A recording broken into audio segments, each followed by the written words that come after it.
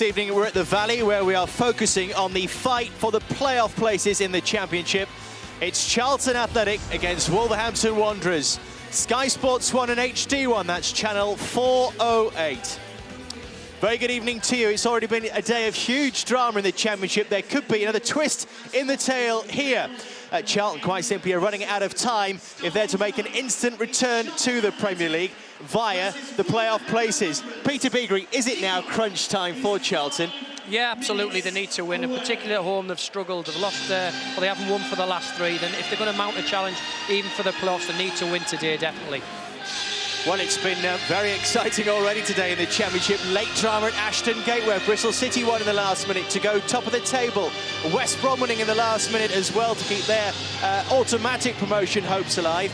Then the teams around them in the playoffs have slipped up. It means that if Wolves win, they go 6th. Charlton win 4-0, they'll get into playoffs as well. Charlton's form of late has not been good. It doesn't look like promotion form. 1 win in 8 for them. Wolves have won 4. They've only lost 1 of their last 8. Putting it simply, Peter, is it about one team scoring at this stage and one team not? Yeah, absolutely, and they've both had problems during the course of the season with the strikers not getting goals, different formats tried, and they've had a choice of 12 top-quality strikers. It's getting that nice blend and that nice mix. Wolves at this moment in time have found that great partnership development between Ebanks-Blake and Andy Keogh, and we've seen for the first time Lita twinned with Chris Uwalomo today. Well, this is interesting. Leroy Lita is a Premier League striker. He's come here with a big reputation.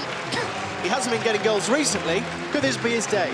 Well, it could be, and he's got the idea of foiling Uwalomo. He'll take all the bumps and bruises for him, and hopefully they'll be looking for him to, instead of getting joined in the build-up, they're looking for him to get on the shoulder of the two centre-halves and in behind. Andy Keogh is someone that you know very well from your Scunthorpe days as well. How much has he enjoyed playing with Ebanks-Blake? Oh, immensely. I mean, he's a rich vein of form at the moment, you know, 7 in 10. He'll be claiming another one, 8 in 10, because he scored against Montenegro in midweek as well for the under-21s. He's sharing the workload with Ebanks-Blake. He's got someone who will run in the channels, but has also been in terrific goal-scoring form with 7 in 13. Most strikers, let's get a check on the rest of the teams then with Gary Birtles and Ian Dark. Yes, good evening to you. Charlton Athletic on a knife edge, according to their manager, Alan Pardew, in the match programme today. They're short of points and goals, so there's a change in attack. Top scorer Chris Uwalomo is back, though he's only got 1 in the last 20 matches. Andy Gray, who broke his nose last week against West Brom, is on the bench. Only 4 survivors here from Charlton's Premier League team a year ago. Wolverhampton Wanderers. 1 change for Wolves from their thrilling 3-3 draw with Queen's Park Rangers.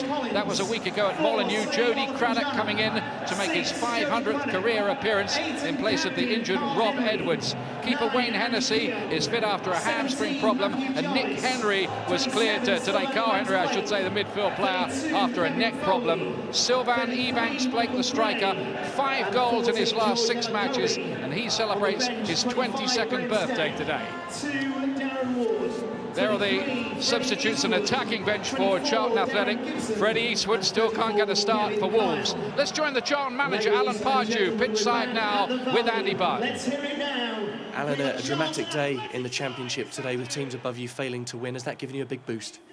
Well, it has. I mean, it's drifted into the dressing room and obviously into Wolves' dressing room. So I think both teams are very eager to win now. So it'll be a nice open game. I think good viewing, probably.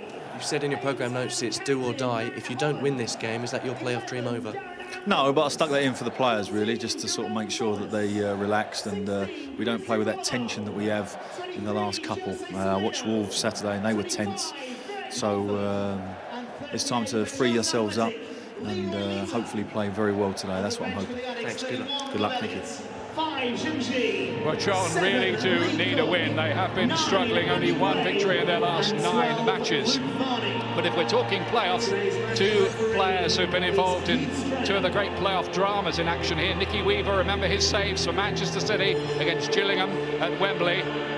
And also Michael Gray. 10 years ago it was that he missed that penalty for Sunderland against Charlton in one of the greatest games played at the old Wembley, that 4-4 draw. Michael Gray's put that behind him now, happily. Mick McCarthy doesn't really want to talk about what might happen between now and the end of the season. but his side are developing a bit of a rhythm now. Won 4 of the last 7 matches. It's a windy evening at the Valley. Gary Birtles, what can we expect here? Well, I think in a wide-open game, they'll have seen the results from in and around them this afternoon. They'll realise now they've still got a big chance of getting in that 6th spot. Both teams attack, both teams have got quiet men. You just have to say now that the bravest is going to come out this afternoon and go and win this game, because it's there for both teams, obviously. Change of referee. It was going to be Mike Riley, but Keith Stroud gets the job at 24 hours notice. Mike Riley very much in the news, picked up an injury in midweek in the Sweden-Brazil game played at the Emirates Stadium. Charlton to get us underway here. At least their form picked up a little in a 1-1 draw against Wolves' Black Country rivals West Brom. You might have caught that one on Sky Sports a week or so ago. But they've been falling away badly, and they're down to 11th, their lowest place this since August, Charlton Athletic. And if they don't pick up 3 points today, well, they wouldn't be out of it, but you begin to fear for their chances, really. Looks like the top 5 have developed just a little gap. It could be, couldn't it, that there's only one last place in the playoffs left to play for, but let's see what develops. Here's Jerome Thomas into Samedo, the Portuguese under-21 international.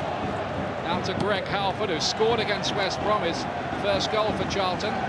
How many times have we said that this season? It looks like the top 5 or the top 3 are cemented, and all of a sudden they go on bad runs, they let everybody else catch up, and again the results this afternoon have given everybody a chance again.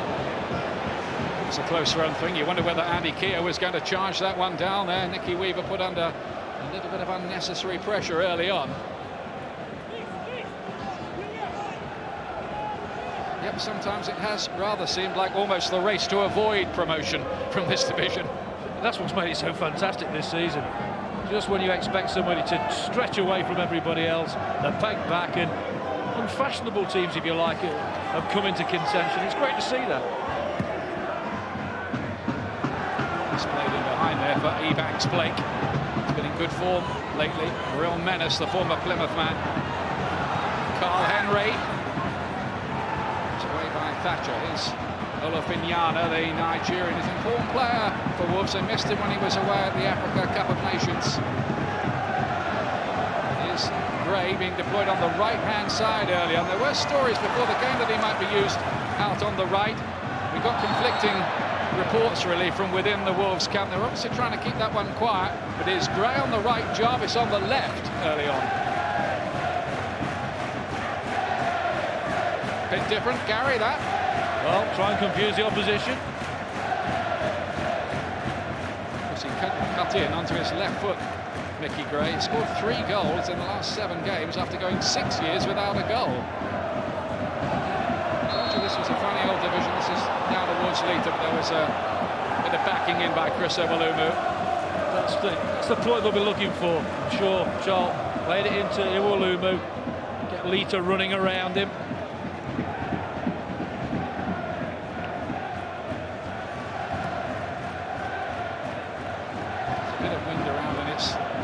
Behind Charlton Athletic there, this Kobe, the former Colchester man, getting it away to Jarvis. He's a player who could open up things for Wolves if he's in the mood. That's not the worst ball for Keogh into the channel. Nobody prepared to support him, look, by himself. When that ball's played into him in the corner flag, you expect somebody to break the neck to get there and give him support. Nobody from midfield helped him. Kobe in towards Ebanks-Blake. An important piece of defending by Soji to get that away for the corner. Oh, good strike play this, attacks the near post, but Soji, alive to the threat, goes with him, just gets there first. Now Mickey Gray does go out to the left-hand side to take the corner.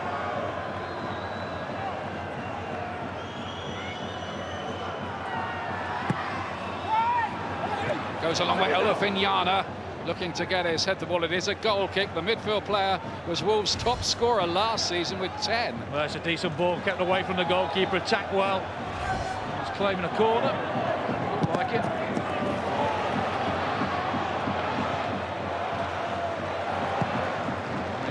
The goalkeeper who's got more clean sheets this season in the Championship than any other. There was a bit of a doubt with a hamstring problem. He missed the Welsh Under-21 game in the week, but that was precautionary. Back today. This is what Charlton need. They want this crowd behind them. The run of form they're on at the moment, not a good one. They've gone towards Iwalubu. Holland here! Just for a moment, you just wondered whether that was set up for a Matt Holland half volley. Just at full stretch, wasn't he? Just couldn't get onto it. Again, it's Iwalubu, the big threat. The ball is played in. Look at the strength. He backs in, holds off. Lovely little cushion layoff. Just leaning back a little bit too far there. Right to have got it full on the volley.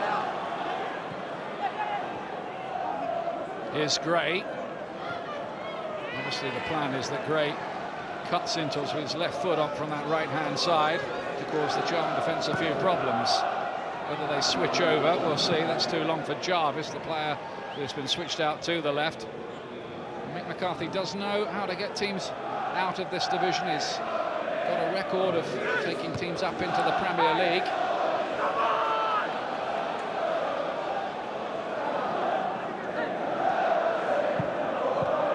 Wolves, by the way, do have a game in hand on Charlton. They want to keep their good run going. Lita here, looking to turn Collins. Good play. That is excellent defending from Collins. Lita looked to have the upper hand there, but Collins stayed on his feet, stuck to his task well. McCarthy has just about got enough on that. Kia was the player chasing it. He got the late equaliser that gave Wolves their point in that dramatic game against Queen's Park Rangers last week. They're testing Weaver out on at the moment. The back passes.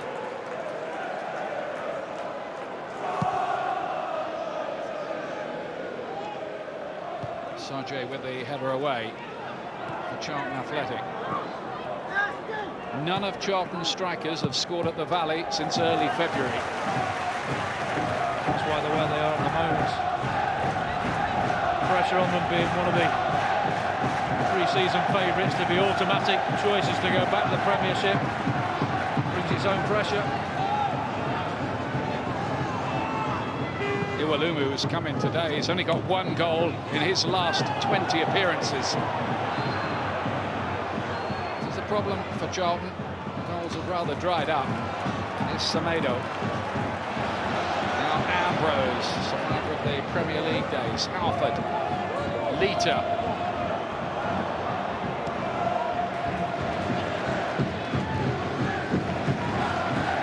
Alan Pardew has been saying, Gary, that Charlton have been playing rather too tight, rather too tense. So we need a magic offensive performance from somebody. It's understandable because I just said they're one of the pre-season favourites to be up there in automatic spots. It hasn't happened. They've drifted away from the playoffs, and that brings it does bring its own pressure. Players do get tight. The first touch does go away from them, but they have to go out there and be brave. They want to have possession. They want the ball. That's what you have to do when things aren't going for you. Don't hide, because people can pick it out when you hide. You've got to get the ball. You've got to be available. It's just about being brave. It's difficult at times, but you've got to do it. Been up in the top six for most of the season, of course, Charlton, until just recently. Their view is that they've not been playing awfully, but one way and another, things just haven't quite been happening for them. One or two opponents scoring wonder goals, notably Ipswich. But that happens. You know, it happens every season in every league. People score wonder goals. You can't blame things like that. You've got a good squad. You've got good players, which they have. And you're one of the pre-season favourites. You have to be a team that justifies that. And at the moment, they haven't done that. This is Olafinyana. Played every single minute in the Africa Cup of Nations alongside players like John Obi Mikel and Yakubu and Joseph Yobo. So he's obviously rated internationally as well by his manager. Well, you have to wonder about his fitness, how tired he is. I think he looked a bit jaded when he first came back, but the energy's coming back lately by reports. Here's Olafinyana again. an imposing figure there in the central midfield for Wolverhampton Wanderers in their famous old gold shirts.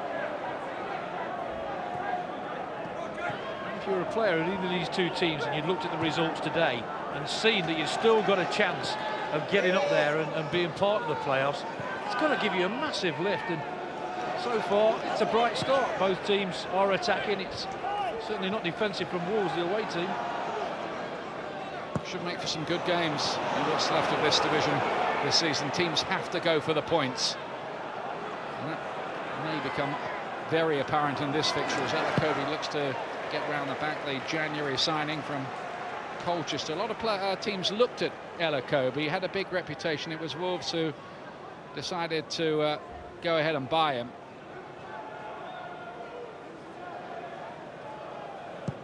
Maybe the Phil Parkinson connection. Of course, he's Alan Pardew's assistant here, the former Colchester boss. Jerome Thomas. Good penetrating run. They'll need a big performance, you feel, out wide from him. Yeah, he gives them the natural width. Get it out to him early, though. So key when you've got wide players. Give them the chance to get at the defenders, take them on. Free kick here to Charlton. Wolves might be quite confident. They've won 3 of their last 4 away games at Palace, Colchester and Burnley.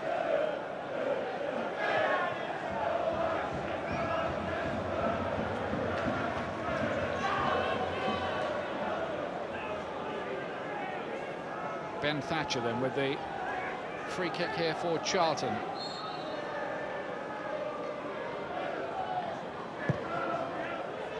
Played long. Halford was lurking with intent, deepest of all, but it never got to him. He was the man whose header put Charlton ahead against West Bromwich Albion last week, but they couldn't hold on to it. Lovely goal from Kevin Phillips to equalise. West Brom involved in a real drama with Colchester today, with a couple of goals in the last 2 minutes to win 4-3. That's what it's all about, the belief that you can come from behind again against a team that are rock bottom of the division, teams that can go right to the end. Yeah, the teams who are going to stay cemented in those positions at the top. Foley. Ebanks-Blake let it run, hoping that Keogh could pick it up. Those two developing a nice understanding up front for Wolves. They were both on the score sheet last week.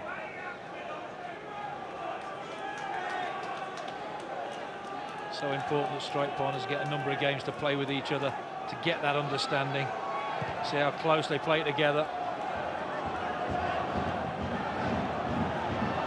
Flicked on towards Leroy Lita, never quite got to him. Some indecisive defending. Lita going down, glances at the referee, didn't really ask for a penalty, neither did anyone else in a red shirt. Semedo on over the top, flag stays down. You can see what Lita was trying there. You certainly could see what he was trying. Just hoisted back in, he is onside. Knows the goalkeeper's going to come off his line a little, doesn't get everything on it he'd like to, but the idea was a good one.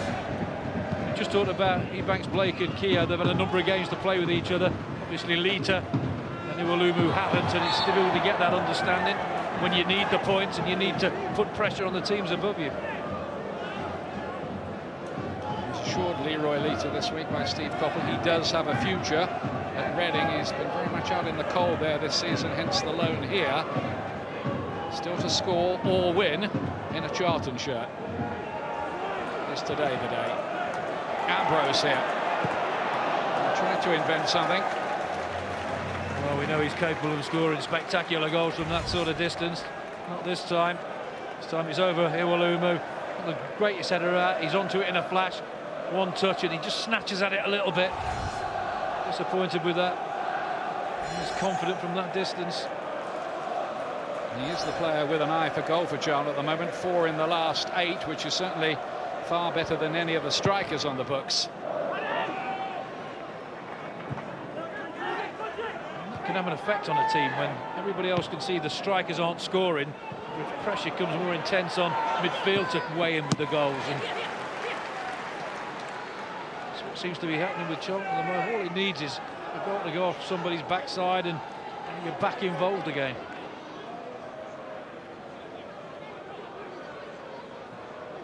Michael Gray. Musgrave was being fouled. Chance for Wolves to swing one in here. There's no need for that. He was going away from goal. Carl Henry got hold of that, hit Thatcher. That's the problem. You give silly free kicks away, you nearly get punished for it. If somebody's going away from you, just let him play it back and readjust.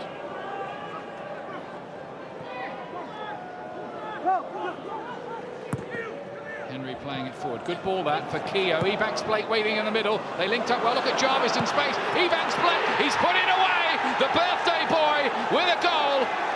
22 today, and he makes it 6 goals in his last 7 matches to give Wolves the lead here, crucially. Fantastic strike. It's all about Keogh to start with. See an intelligent ball coming now. Look at Keogh's movement off the shoulder. Just half a yard, stays onside, early ball in. Could have been one of the two there, put it in. But Ebanks-Blake takes responsibility. And it's this run, the timing of it, the early ball, good first touch, takes it so early, and that is a quality finish from a very, very confident goal scorer. But that's the combination between Keogh and Ebanks-Blake. He knows that. His team are on a roll. Fantastic start from him here at the Valley. And that was about the only present he wanted, right, Gary? Without a doubt. Not a bad present for Wolves as well. Keogh was a very well-made goal, to be fair. Jarvis tries to take on Halford, who had to win the ball there, and did. Yeah, that's a really well-timed tackle.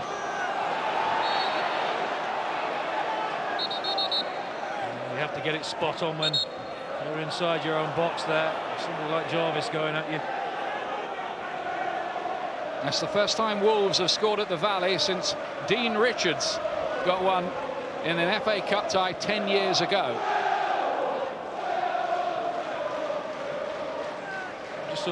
Just saw the intelligence of Andy Keogh there. His movement away from the defender.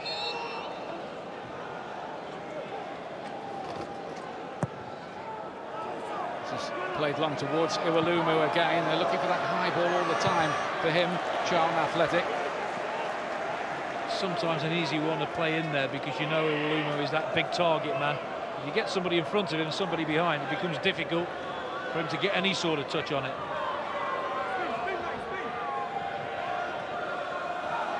It's a bit of a misunderstanding. Thatcher has to play go fetch. Semedo, but that goal will do nothing for Charlton's currently fragile confidence. And we're really looking for a big attacking display here, but Wolves first blood to them. Thomas played long. Halford, Sodre, and then the flag eventually goes up against him. Well, Carl Henry was the architect with Keogh of this Wolves goal. Lovely ball down the side, but look at his movement there, Keogh. Didn't take a touch, that's the important thing. Gets a bit lucky maybe there, but what a finish. Didn't get lucky with that at all. Could have left it to Jarvis, didn't. That's the confidence. Somebody in form, takes the responsibility and finishes absolutely brilliantly. 21 for the season, 13 for Plymouth, and now 8 for Wolves. He scored here as well when Plymouth won here earlier in the season. Likes the Valley.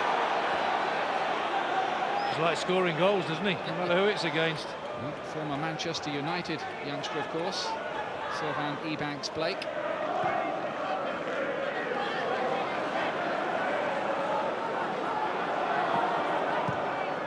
Olafinyana looking to pick up a run of Ebanks-Blake again. Disappointed for Alan Farley the way his defence got stretched for the goal. First place with Keogh, but when the ball came across, it was 2-on-1 with Jarvis and Ebanks-Blake. Everybody got sucked across. Almost into the part of Leroy Lita, but not quite. Well, that's what they're going to be looking for, isn't it? Again, the target man, Iwalumu, does his job, wins it. Just a little bit too much on. Lita's onto it in a flash. Gambles with that. He's got to do that every time he sees it going towards Iwalumu. Thomas just about keeps it in play. Holland wins it back well for his side.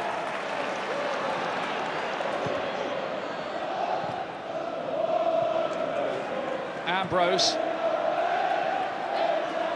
Lita looking to take on Jody Craddock over there. 500 career appearances today. Well done to Jody Craddock, and never been sent off, which is remarkable for a defender.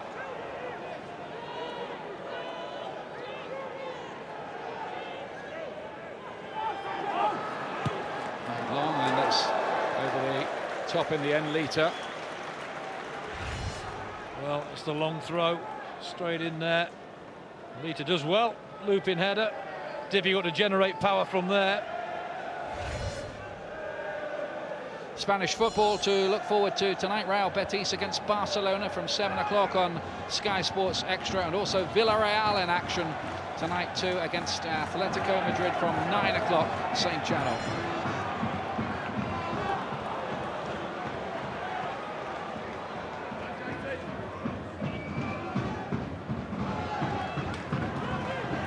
Just get the feeling that any of these sides just outside the playoff positions who can put together some kind of run now, they're going to find themselves in the playoffs at the very least. The pressure's on the teams in possession of the playoff places at the moment and the automatic places. They have to maintain that challenge at the top. It's always there for one team to come out the pack late, and Wolves clearly have the ability to do that. At the moment, you've got the top 5 and the next 6 teams separated by 3 points going into this match. That's how tight it is, like a John le Carré novel, this amount of twists and turns in the Championship. You've always been very erudite, you have, Ian, haven't you? I'm not quite sure about that, but here's Thatcher. Well away by Craddock. Henry again looking for that ball down the line, not so much success this time. Semedo. Too long and straight really for Lita, I think. Should be the goalkeeper's confident young goalkeeper, Hennessy. A lot of Premier League sides are monitoring his progress. Of course, Wolves are hoping that he'll be playing in the top flight for them. Just look at the two teams at the moment. You just feel that Wolves have got more options for the man on the ball. They'll play it wide to Gray, they'll play it wide to Jarvis. Ebanks-Blake and Keogh are prepared to go in the challenges we saw for the goal. I just think Charlton have not got the ball to Ambrose enough in this game so far, and it's sort of all towards Iwalumu and Lita playing off him. We've got to have more options than that. George Elakobi. Jarvis wants it wide and gets it. And there's Gray looking for a spectacular volley. Well, you see the problem, how far Gray's come into the box there. Look how far he comes across. He comes across Keogh and Ebanks-Blake. Didn't get a good volley on it, but at least he's made the movement, has caused the problem for Charlton. Wolves will move into 6th place above Ipswich if they win this. That's their incentive. Goal up. Really good piece of finishing by Sylvain Ebanks-Blake. Here's a thought. Wolves' last game is at home to Plymouth, his old club. I wonder how much is going to be riding on that come the last day. They probably won't want that to happen, but the way this championship has gone this season, anything is still possible. It's been one that I could not remember another one like it. It's just been so enthralling to watch and be part of. Say anything's possible, I'd say probable. Here's Ambrose for Charlton. Lita doing a lot of running, working hard to try to make something happen for Charlton, but at the moment they're drawing a blank. But that's better, his movement's better. At least he's got into the channel, he's dragged his marker out. And that's what centre forwards have to do, strikers have to do. They have to drag the centre half out the comfort zone. It didn't work for him that time, but if he can keep moving them about, the chance will come. And the season started, didn't it, Leroy Lita, with him getting a leg muscle injury, stretching in bed, and it hasn't really got too much better. It's been a season to forget, but he'll be looking to end it on a high note. Must have been some stretch that in bed. Like the goalkeeper who missed the World Cup when he dropped a bottle of aftershave on his toe. Yeah, people have dropped ketchup bottles and all sorts, haven't they?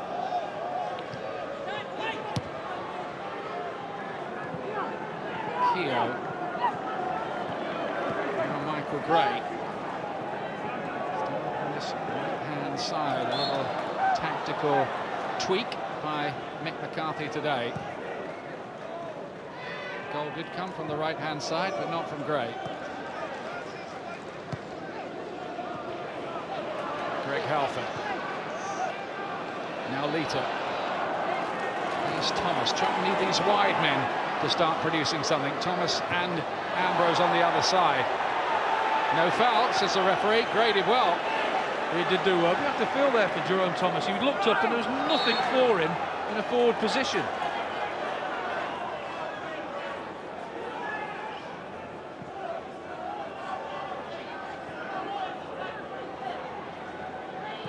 Holland. Lita couldn't quite control it. The Wolverhampton Wanderers get their free kick. They have a confidence about them, Wolves, on the back of their recent run, don't they? They do. They're snapping into everything. They're keeping things tight. They're closing down well. And you saw Lita's reaction there. Miscontrolled it, hit him in the face. The crowd are getting on his back a little bit. They don't want that, the Charlton players. They need this crowd behind them. And Lita, he's not been here that long. He needs a little bit of settling in time. McCarthy won the header. Ambrose. Too many options, but he's picked a good ball there for Lita, but he's offside. And that's just the way it's gone so far for Charlton. Well, you'll be disappointed with that because he was the last man. He could see everything. And look, he can see across the line. There is no need to be offside there when that is played. Had he stayed onside, he was in a really good area. It's a chance for him, isn't it, Leroy Lita? To go out there, score goals, prove to Steve Copley's worth a place in the Reading team.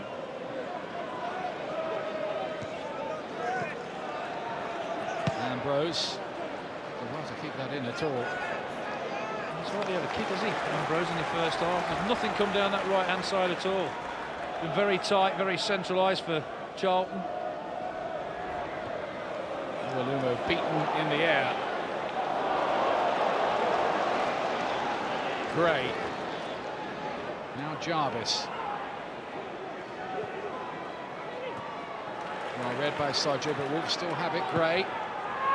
Curls it in, and McCarthy has to concede the corner. Wolves certainly getting the better of the opening exchanges here. Well, they're moving the ball quicker, aren't they? They're getting men in support quicker. McCarthy does well at full stretch to deny Wolves there, but that's the difference at the moment. At the moment, the movement is better. The way they move the ball is better.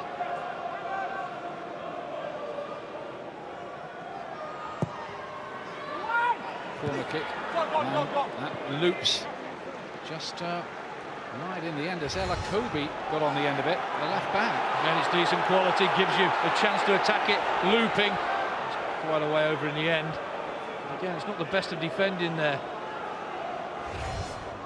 It was certainly a chance, wasn't it? Well, there's a bit of pressure on him.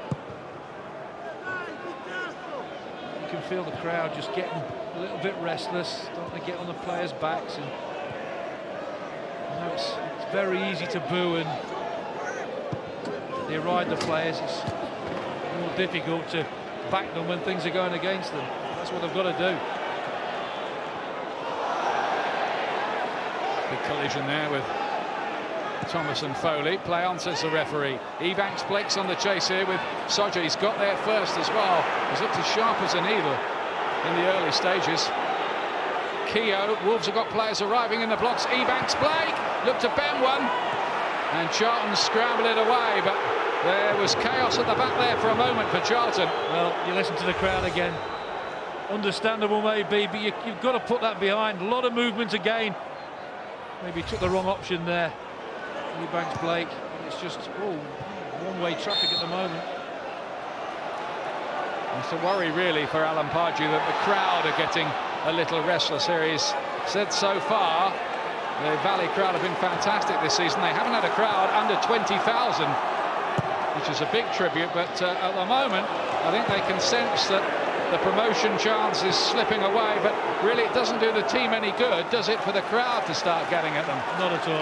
I say it's easy to boo, it's easy to have a go at the players when things are going wrong, but you have to look at the bigger picture and think, well, we have to get behind this team because we still have got a chance, and it's going to put more pressure on the players than doing that. You're going to get up tight on the ball, and things will keep going worse and worse for them. I think you saw exactly what you were talking about there. Thatcher's ball going astray.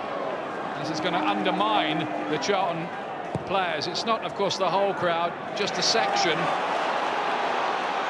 Now then, Ambrose. The ball becomes like a hot potato. Nobody wants it. When the crowd are on the back, nobody wants to make a mistake. But Ambrose here with the confidence to try to take on the Wolves defence, and he's won a free kick to quite a dangerous area. Well, if you're looking for a spot, that could be it. First time he's got the ball, he's run at defenders, it's taken two to stop him. When you're getting booed by the crowd, you need a little bit of inspiration like that just to get your game going.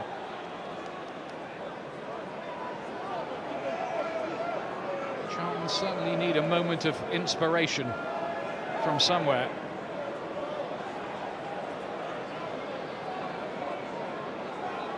This will be wind assisted, I can report. We need a bit more than that from that range and that angle. Ambrose and Holland lining it up. Back to Halford in the end. It was one from the training ground. They get the corner. Halford really didn't get hold of his shot. He didn't, but he gets in an area where it could have anything could have happened there. Look, it could have been a slice, it could have been an own goal, it could have felt a Charlton player. It didn't on this occasion, but they've got a corner.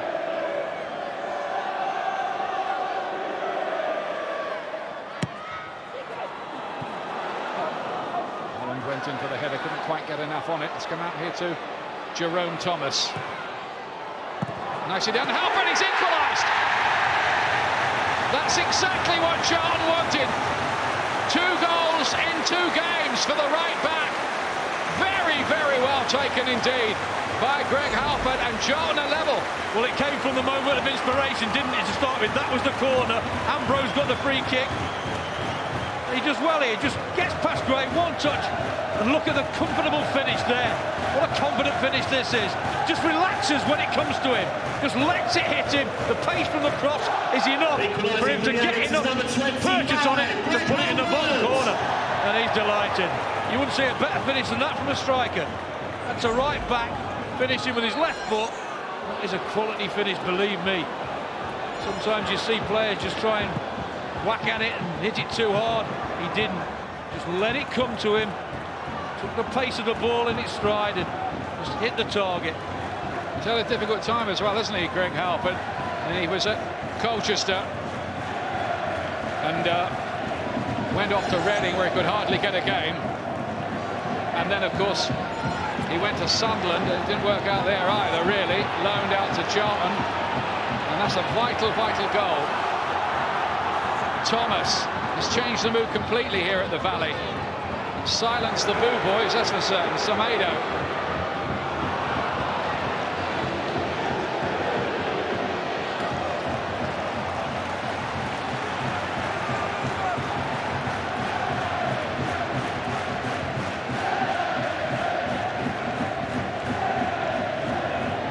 Suddenly the place is rocking again. They still believe, I guess.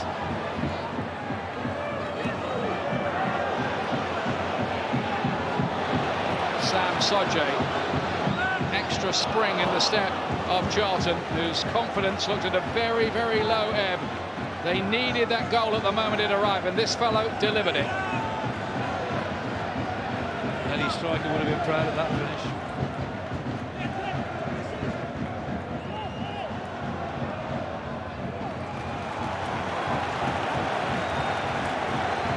About inspiration, it was that moment where Ambrose cut in and made something happen. And it just lifted everybody. You felt it around the ground. Semedo in a bit of a mess for a moment. Kobe, too fussy where he got that away too.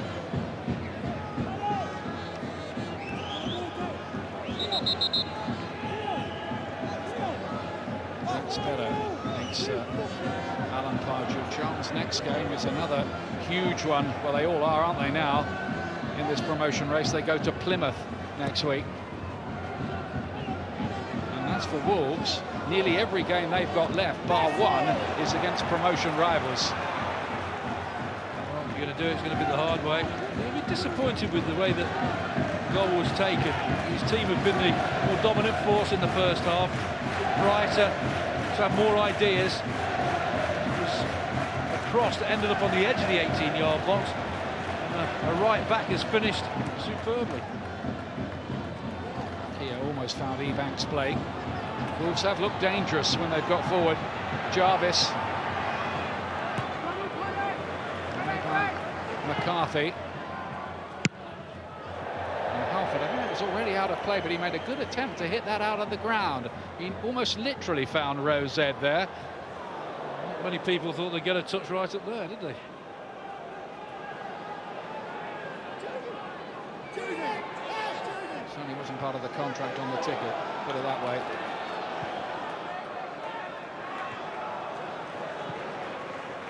Now, how do Wolves respond to that? Their only recent defeat was at Preston North End, who've been going great guns, and the Wolves contingent say that was a dodgy penalty.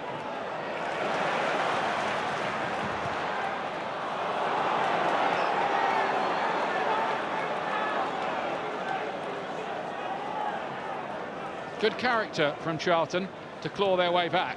Certainly was, because the boos were ringing out, and as a player, some players can block it out, others can't.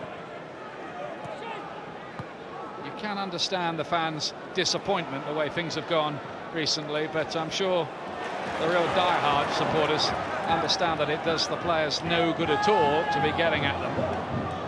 Still, he pays you money to get in, you have the choice.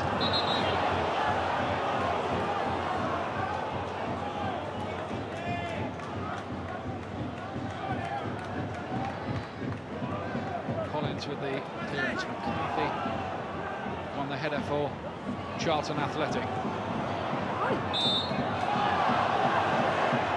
He's going through a pretty poor patch at the moment, Samido. He's giving the ball away, giving fouls away. He's got to get his head together. We do have Zheng Ji as an option on the bench, but he went all the way to China to play in midweek, which I guess may be why he's not in the starting lineup today. Journey. There is Semedo. Looked like a foul by Henry, it was.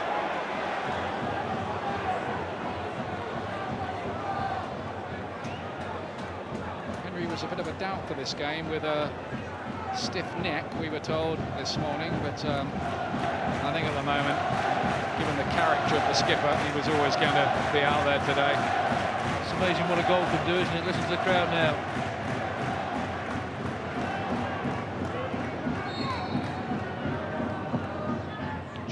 By McCarthy towards Iwalumo. Fascinatingly poised, this. Charlton Athletic 1, Wolves 1. Two of these sides still hoping that they can make the playoffs. I think automatic promotion really is beyond either of these two, realistically. We said it'd be an open game, and it certainly has been that.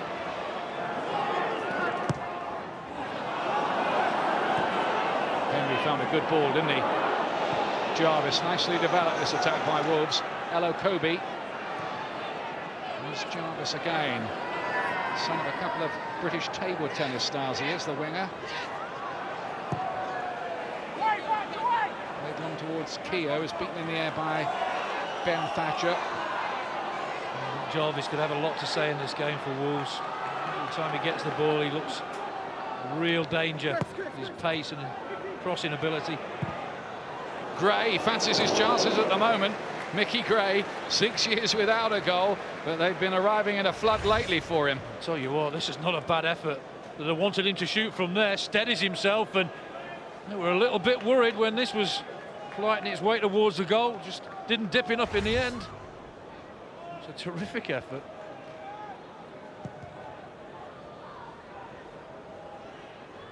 Just the feeling here that we're just reading the opening chapters of what might turn out to be a rather good book. Difficult to deal with that in the win for Collins. And between them, he and Craddock get it away. Keogh. The wind is playing a big part in the game. It's gusting, making it difficult for the players. To adapt to the conditions, both teams have got it the same. Lita putting Collins under some pressure.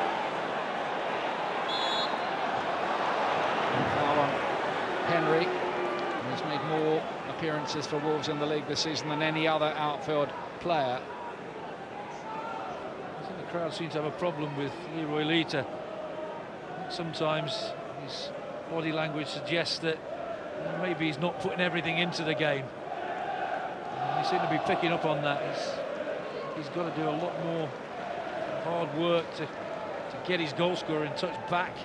It's not about always scoring goals, it's about the hard work you put in as well. Your first touch and bringing people into the game. It's the all-round package, and Charlton fans are seeing a little bit maybe they don't like. They've only scored 3 goals in the last 5 games before today. Charlton has been part of the problem of the current slump they've been on.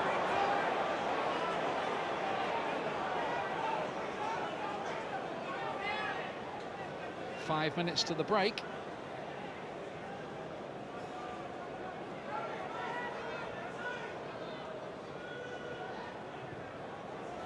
The results didn't go too badly from the point of view of either of these two clubs with the teams above them.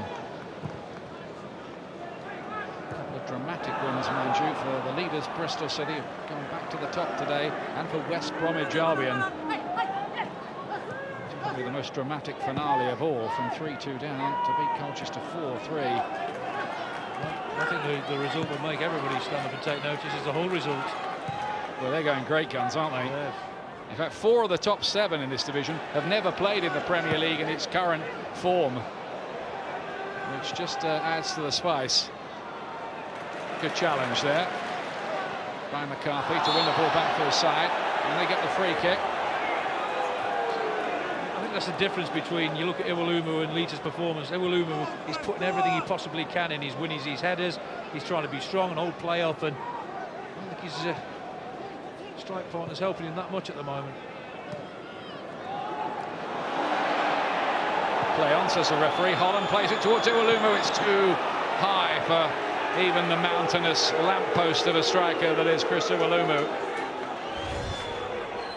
See Lita just bounces away from him, wants the foul. The referee ignores the linesman's flag, plays the advantage, and unfortunately the ball's not a good one into the box for Iwelumo.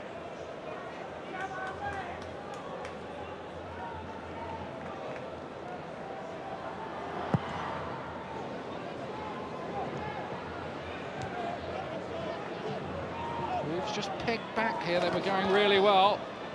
1-0 up and looking in firm control of things until that instinctive strike from Greg Halford that's given Charlton renewed hope. Well, I think after the first 20 minutes or so, Alan Pardew would have been happy going in at 1-1. Things were going against his team. They find it difficult to cope with the pace of the Wolves midfield and the strikers. They've got a foothold back. Olafinyana with Gray, who's been bright in this first half. Good ball too to find Matt Jarvis, former Gillingham winger. Here's Henry. Keogh, nice so far. Ebanks-Blake, he's hit the post. It's surely going to be in on the rebound. No! Well, Henry couldn't put that in. It seemed Wolves had to be back in front, but no. It was almost slow motion, this, wasn't it? Lovely build-up, Jarvis involved, Henry involved, he carries on from his pass, ball comes off the post, you think open net, 2 could have put it in there. He was at full stretch, lovely strike again, cross the goalkeeper, full stretch, and it goes wide, and Mick McCarthy can't believe it, cannot believe it. What an escape that was for Charlton. It's where they're on top when they've got the ball, when this man's got the ball. Starting things off, running at defenders with pace. Alakobe, no, not this time. It went out of play on its journey, but I think Carl Henry, is going to wake up about 8 times during the night with that chance flashing in front of him. Certainly is. I mean, he was at full stretch, but I'm not not sure who was alongside. It might have been Jarvis again, could have taken it. But your instincts tell you to get there and take it on. Can't fault him for that. Another touch by Ebanks-Blake. Gray's under a bit of pressure over there. And again, the interplay between Keogh and Ebanks-Blake for that chance. As again, how strikers should play together.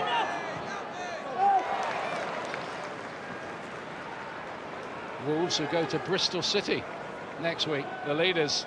So 2 tough away games in a row. This one and then Bristol City. But Mick McCarthy, I think, will fancy his side in just about any game the way they've been going lately. Yeah, there's a good balance to them. I was looking at that balance in midfield and they've got that. Vignana in the centre of midfield with Henry, very solid, very stable. And they've got Jarvis, who could be the match winner for them wide. And Gray, who's had a really good first half for them. It's Thomas set up the goal. Battle with Foley. It's good play from the winger, really. Tried to pull it back. A minute of added time they'll be at the end of this half. 1 minute additional time to be played.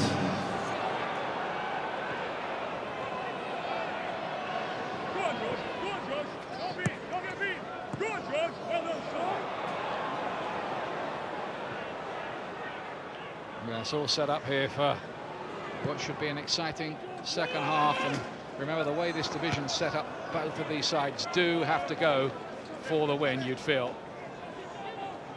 Obviously, if it was a draw, Wolves would probably be happy with that. They do have a game in hand, as I was saying, on Charlton. Well, I think the way both managers set up the teams, you can see that they are both going out for the win. The draw's not good to either of them. Offside flag up here. You never know, it might be all right for them where the results go in this championship, but 3 points obviously is going to be so important. The pressure on teams above. That is half-time. Sylvain Ebanks-Blake on his 22nd birthday, putting Wolves ahead. Opportunist strike, and just when Charlton were looking short of confidence and ideas, the right-back Greg Halford scored for the 2nd week running to leave it 1-1 at half-time. And it's certainly a jittery home crowd here. 1 or 2 boos at the half-time whistle as well. Peter Beagley will give us his half-time thoughts in just a moment after Ebanks-Blake gave Wolves the lead. Gave Mick McCarthy something to celebrate, but Charlton not giving this up without a fight. It's 1-1 at the break. 1. And here at the Valley in the Championship, it's the race for the playoffs. It's Charlton 1, Wolverhampton Wanderers 1. Beautifully poised, but you do wonder if really a draw is good enough for either side at this late stage of the season. Peter Beagley, do you sense the nerves around the ground? Well, we heard it, didn't we? They were very vociferous when they went a goal behind after 15 minutes. And, Charlton have done well and showed a lot of character to come back from that, really. Wolves will be disappointed going in and not to be at least 1 goal to the good. We spoke before the game about the difference in the strikers. Wolves have got a strike force that is scoring. Charlton haven't, and we saw a man in tip-top form in Sylvain Ebanks-Blake. He was terrific, and it was a great move, and it was a great ball from Henry. Andy Keogh's on the shoulder of the centre-half, comes towards the ball and then darts in the space.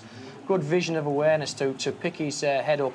First touch questionable, but the finish, the second touch, is terrific. Well, doesn't the first touch open him up for the second touch? Well, it does, but if you have a look now, people are questioning the ball. It should have been in front of him. The centre-half has a perfect position if we have a look. Andy Keogh plays the ball back to him. That first touch there, it's all about the speed off the mark to get onto that ball, gets his standing foot in the right position and thrashes it like a man in form does to put them in the lead. 6 in 7 for Sylvain Ebanks-Blake. Charlton, though, their last 5 goals now have not been scored by a striker. Does that matter if they're getting goals from other positions, Peter? Not particularly, but if we see we've got Darren Ambrose, who's been the chief performer this year with goals from midfield, and they need any type of goal to get back in this game. If we have a look at this is Jerome Thomas. He's got to get the ball back in the box, and we freeze it there. How many times, look at the safety in numbers people will be saying the centre-half, and if we play it on, there's Halford on his own. And this is all about putting a big surface on the ball. You don't have to thrash at that. He shows a great poise and presence of mind just to put a big surface on it, use all the pace on the cross from Jerome Thomas. Does well, isolates Gray, gets the ball in, It's a lovely finish that, you know, keeper's got no chance. It's right in the corner. It's very easy to slash at them chances when there's nervy and everything. Great finish from Halford, 2-2. Wonderful chance for Wolves to go in front before half-time with the man in such form. Did you expect Ebanks-Blake, first of all, to score? And should Henry have done it for him? Well, it was a great move, let's be honest. Shifted the point of attack from left to right. And this is all about the partnership. Keogh seeing Ebanks-Blake. He's getting onto his first touch very, very quickly. Great angle drive, comes off the post. And everybody will be head in hand saying about Carl Henry, how did he miss that? But if we have a look at him getting into the box, his position really is buffered a bit by Halford and can't quite get round the ball to turn it goalward. But very, very good performance by Wolves in that first half. Alan Pardew said before the game they will do everything they have to win this game. Have you seen evidence of that yet? I have. They started off by playing too many straight balls, though, because Uolumo's in there, you know, too many straight balls to him. Holland tried to get beyond him, but you've got the two midfield players who are supposed to be dominating the game, and Semedo and Holland have got 1 goal in 62 between them. You need to put Genji on there, who's got 9 goals this season. There's your option for you. You need to create the width. But I just don't like Ambrose isolating that right-wing position. His best performance have been when they've played 4-5-1, which allows him to float and get forward, and he can get a goal as well. Could be the most important 15 minutes of Alan Pardew's season this half-time. They have come behind just once this season to win Charlton. That's what they're going to have to do, and then to stay in the hunt for the playoffs. The second half is next.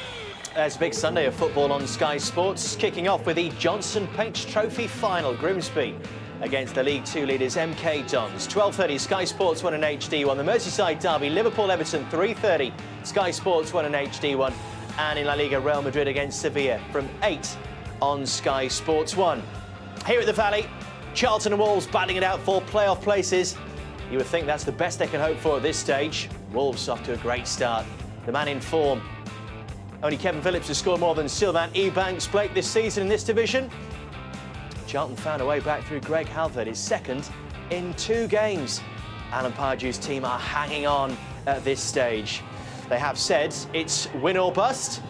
Let's get news of a half-time change from our commentary team of Gary Birtles and Ian Dark. Yes, it looks like Charlton are preparing to introduce Zheng Ji, the Chinese Footballer of the Year, on 2 occasions. He's had a long journey this week to play for China against Australia. He's going to come onto the central midfield area. Here's a change we were wondering whether Charlton might make. Phil Parkinson gives him a last-minute briefing.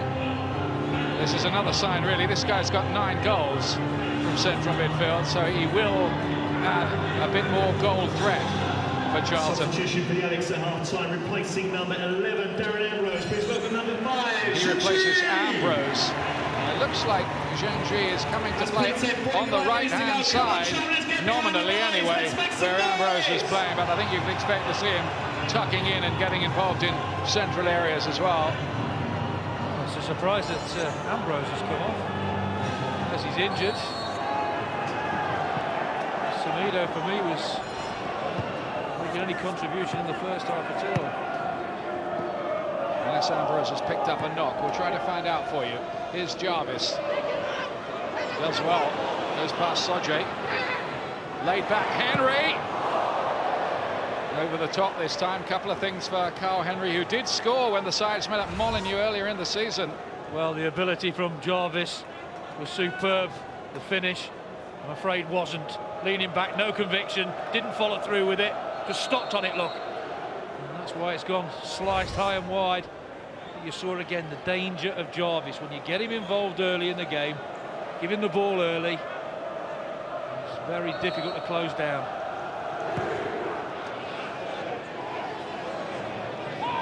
Play that by Jarvis at the start of the half as Wolves look to nose back in front again.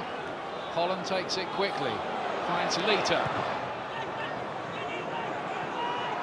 Collins, difficult bounce for him, but he's coped with it. Take chances like that in their own penalty box when the wind's swirling around, just get rid of it. To be fair to these two sides, they've produced a decent game here in conditions that are far from ideal, really, Gary. Got to applaud them for that, but when you're under pressure in your own box and the ball's bouncing all over the place, you don't try and be clever as a centre-half by lifting it over the striker's head. You get rid of it.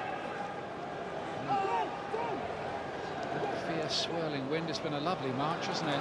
Here's Thomas. Good play to Holland. More buzz about things here at the Valley, coming from the crowd as well, and there's a good tempo to the game. At the moment it's Jarvis and Jerome Thomas who are causing all the problems. Each of the opposition. Ebanks-Blake. Feed Keogh, but Paddy McCarthy's there to get it away.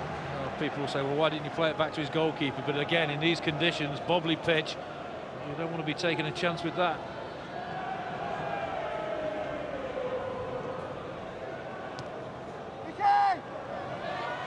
Gray, that's with his weaker right foot.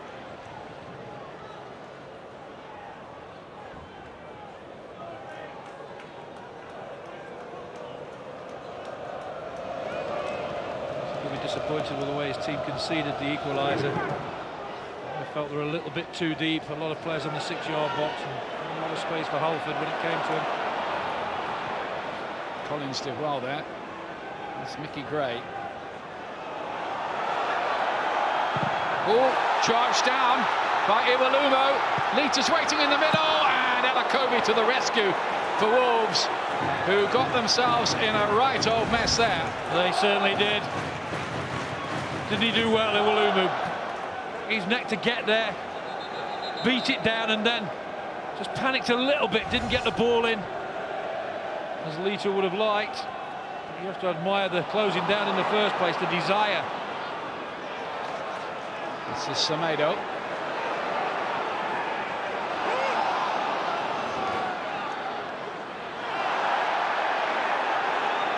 Thomas has somehow still got the ball. Now across as well. Again, it's George Elakobi who gets it away for Wolves. Points absolutely vital at the sharp end of the season now, because all the clubs are running out of games. And again, Jerome Thomas weaving his magic, causing Wolves the problems.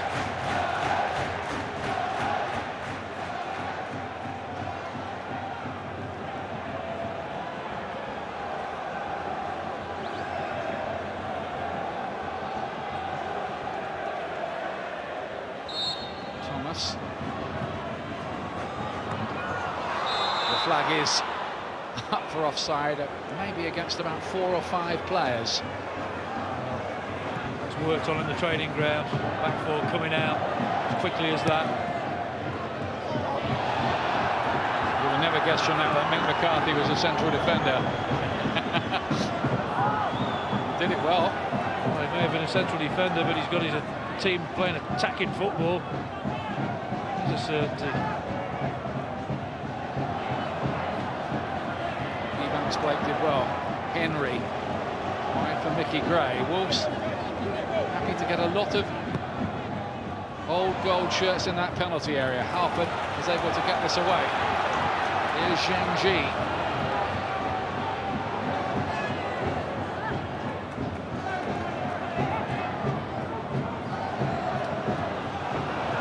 Holland just cost a little momentum because that was behind Thatcher. Challenge by Craddock on Iwalumo is penalised.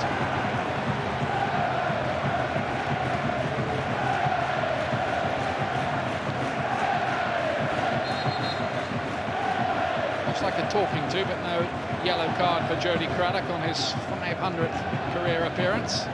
I've been impressed with the referee, really impressed. He's let the game flow, he's not been fussy, he's making his point to the players. The players are listening to those points. Keith Stroud, the substitute ref, as it turns out today, for Mike Riley.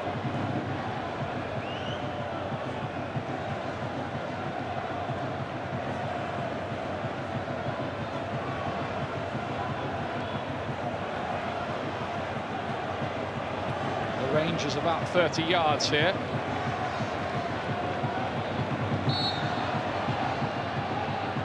Greg Halford again. Oh, and it's a wonderful stop. The fingertips of Wayne Hennessy saved Wolves from going behind. Brilliant. Top class. That free kick's top class, and that save is absolutely superb. It looked like it was going to go over the top of him. Full stretch, fingertips over the top. Brilliant save. Put that in your saves of the season video. Thomas, it's a good spell this though for Charlton Athletic. Olapignana importantly won the header for Wolves, but they'll be looking for things on the break too, and so far in this game Ebanks-Blake in particular has looked lethal. He's scored and he's hit the post. He certainly has, but it's the movement of Keogh as well. It's the two of them working in tandem, causing all the problems. Misunderstanding, Gray! Didn't deal with it at all, did they? Just left it to each other, nearly paid the price. It was Zheng who got himself in a bit of a mix-up. The ball came down off his chest and just was allowed to roll to Gray.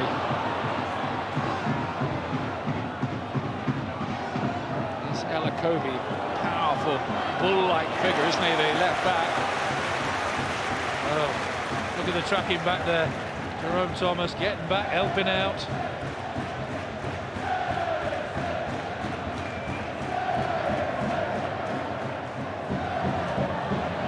Here is Zheng. Wolverhampton ahead of him. Lita the other side.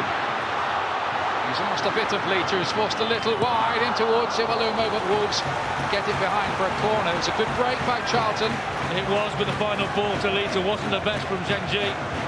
Lita will be thinking, well, if I was at Reading, the quality would have been better. But he's not at Reading. He's at Charlton. The league below, you have to get on with it. Trying to do the right thing and laying him in. Charlton looked like they'd really been stoked up at half-time. Really trying to whip up a bit of a storm here.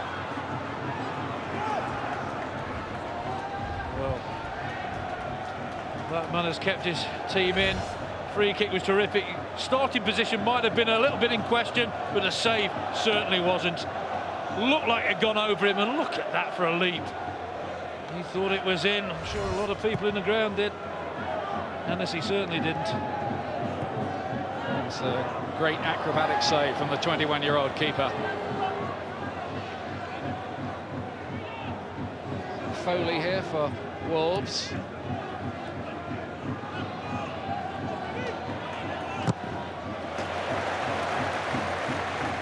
Better from Leroy Lita. Closes down and gets the round of applause. And you can see players working like that and putting the foot in. Crowd appreciate it. Semedo battling away well. He's got a free kick here for Charlton. I think for a moment wouldn't have minded the advantage, but they'll take the free kick. It's been a bit more positive start for Charlton in this second half. They responded well to that first attack from Jarvis. First couple of minutes of the second half. You're playing it long. Lita, very wide. He needed somebody on the end of that. Nobody could get there in time. That was Premiership quality from Leroy Lita. It's a smashing ball across, wasn't it? Holland had made a run, but he was just unable to arrive in the 6-yard box in time. Gray, meanwhile, at the other end. Real ebb and flow to the action.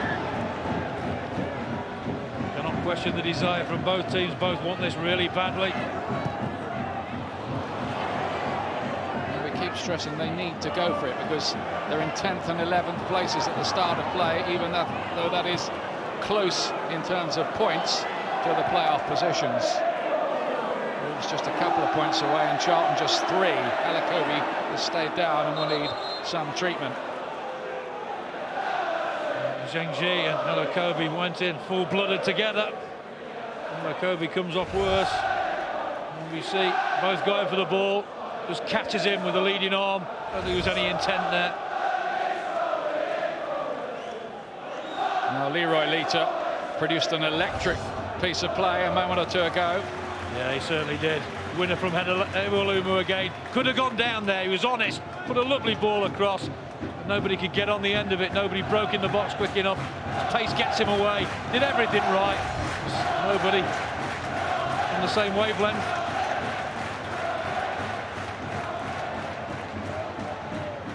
Kobe continues to receive treatment.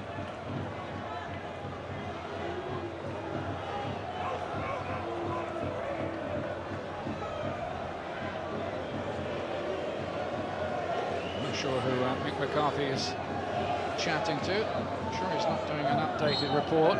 One of his mates, that's for certain, probably one of the staff in the stand. Well, standing in this pouring rain and swirling wind, he's probably on to holiday company booking a holiday. Get away from it. That's coming up at the end of May.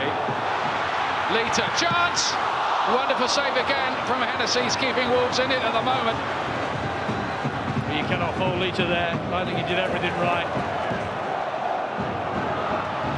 There's one or two signs here for Alan Pardew that Charlton's form may be returning.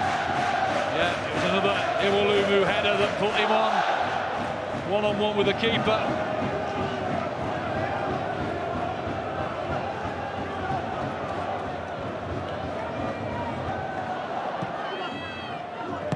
Here's Alakobi. Jarvis with the cushion header for Olofinyana. Here's Ebanks-Blake. And they've got to make sure that they don't give him even a quarter of a yard. Good header, Iwalumu. Here's Zhengji. Better tempo about Charlton in this half, and you can see there's more confidence about the way they're playing. Iwalumu heads it down. It needed just a touch from Lita, who's on the hunt. He's only got one goal all season, a difficult season, but my goodness me, he's working hard in this second half.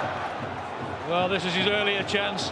Here's Iwalumu, the header again. He gambles and he steadies himself really well there and concentrates on hitting it around the goalkeeper's legs. That's where goalkeepers don't like it. This time, Hennessy gets his bit of luck.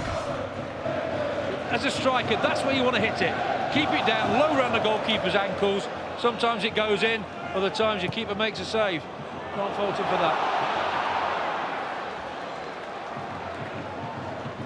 This Wayne Hennessy has showed once or twice in this half, though, hasn't he? Why he's winning a few rave reviews. Definitely. Consistent performer as well.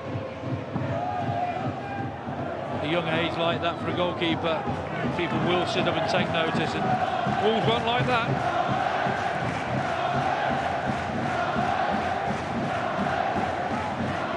Kobe again, he's all right again after that knock. Henry. The supply line to Ebanks-Blake is cut off. I'm sure that's something Charlton talked about at half-time. Well, the second half, and I think the introduction of Zhengji has made a big difference. He's not just staying on one side, he's floating all over the pitch. He's confusing Wolves a little bit. Ambrose in the first half was on the right-hand side.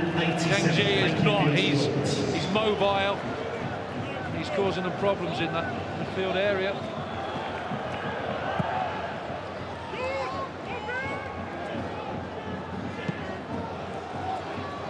From Keogh, it's a difficult bounce here for Craddock. He's under pressure from Iwalumu. He's hoping that might have broken in behind. It has broken for Zhengji. No gap to thread that through.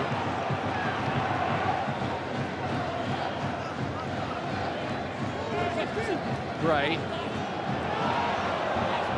Olofinyana springing from the midfield. Rain slanting across the valley here.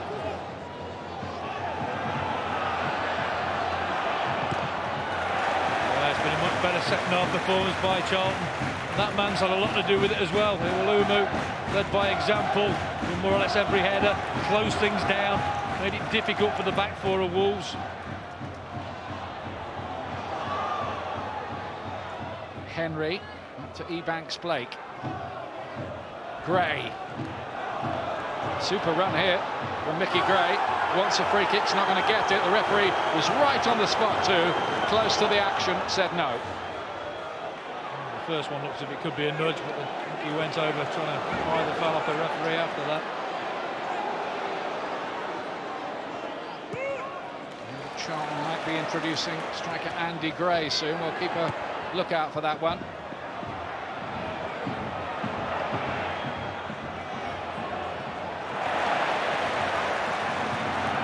See how the mood of the crowd has changed. They're seeing their team close down, win tackles, win headers. Makes such a difference.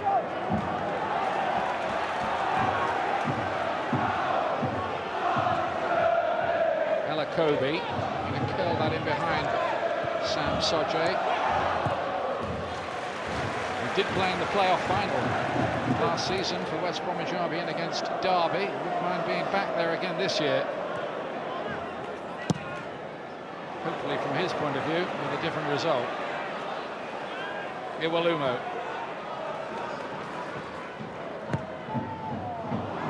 That'll be the goalkeepers. Lita was going to make a run towards it, checked and went away.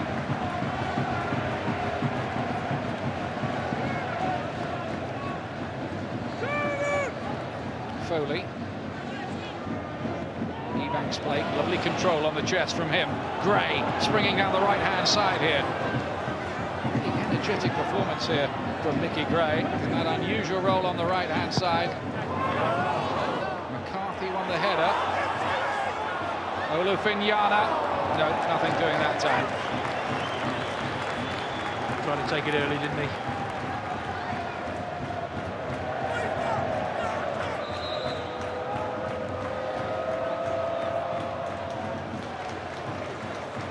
Well, another wide player being introduced here by Charlton. Jerome Thomas off, and on comes Lee Cook. Again, I'm surprised by the substitution. Jerome Thomas had caused Wolves all sorts of problems.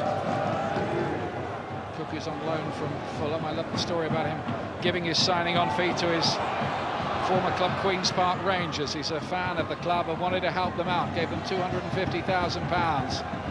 Fair play to him. Yeah, good lad. Absolutely. You don't hear about things like that. You always hear about the bad things in the games and players. You've got to give Alan Pardew credit for the team talk at half-time. I think he's changed the mindset of his team. Iwalumo onto Lita. That's what they're looking for, Charlton, with those two. It worked there. Cook plays it in, the substitute with his first touch. He'll get another one here. Stands up towards the back post. Hennessy, though, is not in the mood for letting much past. Well, the substitute had two good opportunities to put quality in there, didn't do it on either occasion. Again, it's Iwalumo winning the headers. Leroy, Lita feeding off him.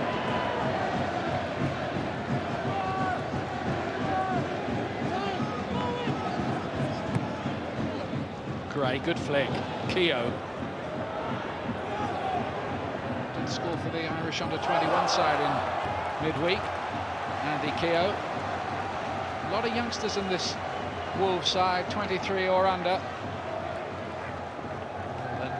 Got to give the manager a chance to work with these young players. If they don't get up this season, give him next season to work with them, bring them on, get progression.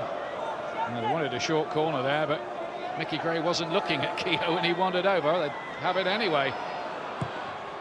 Keogh floats it in towards Elo Kobe.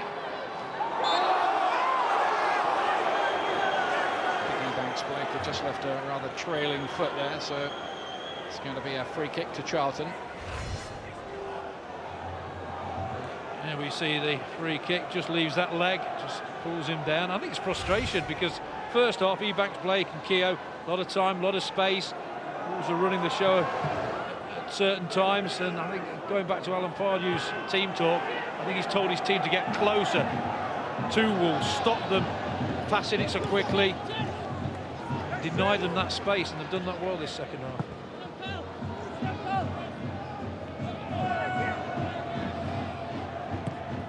It's away by Thatcher, who's rebuilding his career at Charlton. A nasty injury which has kept him out most of this season, but back lately.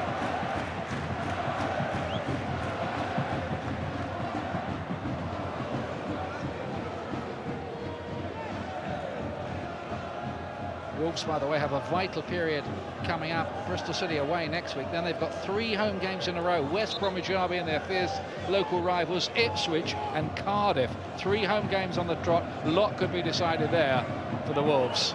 Well, if they go up after that or get in the playoffs after that, they'll deserve it, won't they? McCarthy said he'd rather play the teams up near the top than the ones at the bottom who are really scrapping and making life hard for you. Lita from distance, blocked by Craddock. Well, his mentality's been better second half. Roy Lita, movement's been better. He's worked in tandem with Iwelumo.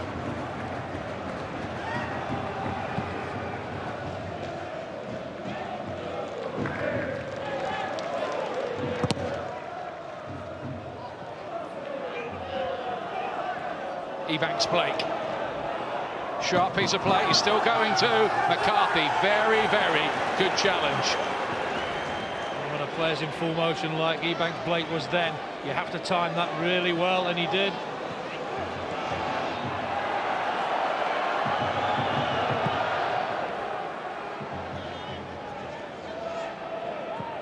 Keogh, can he get to this? No, the flag was already up and the whistle had gone. I'm not sure the flag did go there. I think the referee took the responsibility there and given a foul against him. It's a long ball. You see the assistant in line with it. I think he's giving it for a nudge in the back on Soche there. Still the flag didn't go up. Referee takes responsibility, as he has done all afternoon, to be fair to him. Credit to him, and of course with this big campaign and all the talk about respect for the officials, not a sign of any outward descent in the game so far. Well, that one decision might have helped everybody. Foul on the back of Iwelumo there. Concentration, there's the arm across the neck. Thank you very much. If it takes one incident like the one we saw from Mascherano and it works and it stops players doing that, then will have been for the good of the game. Of course it will. The debate goes on, as does the promotion argument in this division. Well, I'll tell you what, I played for a guy called Brian Clough again, and he wouldn't allow anybody in his team to approach referees. If you did, you got fined or even bought off. Jarvis, meanwhile, I've seen too many referees change their mind, having been spoken to by the players. Now then, here's Keogh. Jarvis. It's behind Gray and Ebanks-Blake. Rather disappointing ball. And what they've done, well, Charlton have denied Jarvis the time, the space to cause problems. Wolverhampton Wanderers going to make a change here. Michael Gray is going to come off and be replaced by another former Manchester United youngster, Darren Gibson. The game, it's a surprise substitution, the man going off. Michael Gray has been lively. He's caused no end of problems at times with his energy. Gibson a bit more of a central sort of midfield player. Henry not happy with this. Feels that he was 6 and 2 threes, but you have to say he was obstructing Leroy Lita.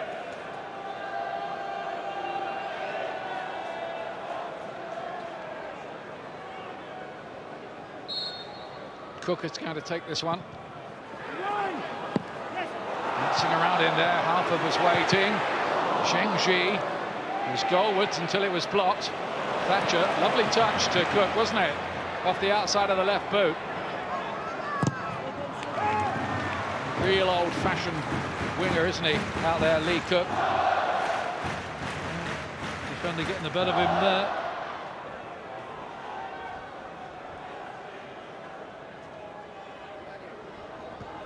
Finyana going well. Comes through to Iwelumo. And an important block there by Craddock. It's gone behind. Semedo, I think, left his head in there. See the ball coming out, first touch heavy, and again the first touch heavy from Iwelumo, and the chance has gone.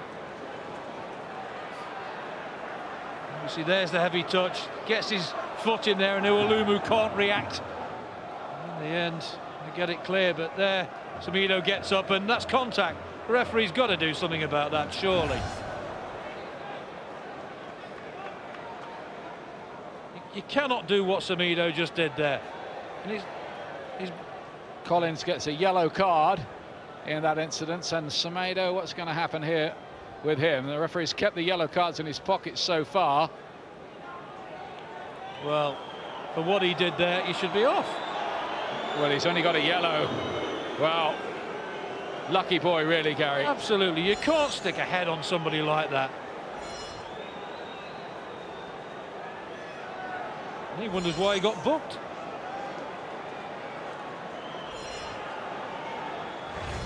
Well, check this out again. Well, you see him, he goes to have a word with him there, doesn't do anything, but look at him, headbutts him. You can't do that and not get off. And the referee has seen it as well. Seen it? From a yard away. Seen it? Dear me. You've got to go. He's had such a good game, the referee, but you cannot headbutt somebody on a football pitch. He's got to go. That did look an out-and-out plain red card. I mean, give Collins credit.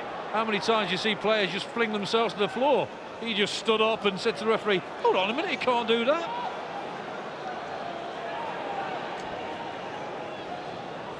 Certainly players have gone off for a lot less, that's for certain. Cook plays this one in, and Sam Soje got his head to it but couldn't really direct it goalwards. Well, he attacks it well. Long looping ball in to attacking it, just cannot get desired purchase to get it goalwards. It's a totally different performance from the first half from Charlton this second half. There's a bit of stuff going on with Olofinjana and Semedo. Long conversation going on off the ball as the goal kick was being prepared to be taken there. So keep an eye on that, because I think the Wolves players have taken the view that Semedo's lucky to still be on the pitch, and I think they may have a point on what we've just seen. Thatcher. This is getting a little more feisty now. Late in the piece, Lita was caught, to his credit, got straight up again. And that was Collins. He's got to be careful now. He's on a yellow. There we go. He's so crude, so late. You see another one from Collins. He might be seeing red, and I think the referee is advising him of exactly that.